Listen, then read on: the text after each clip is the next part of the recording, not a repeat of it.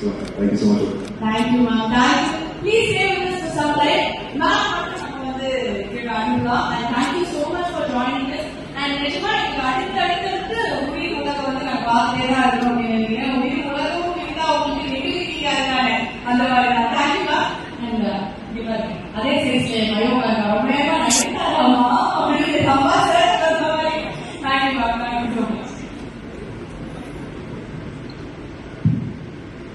okay, so அடுத்ததா எனக்கு அழகு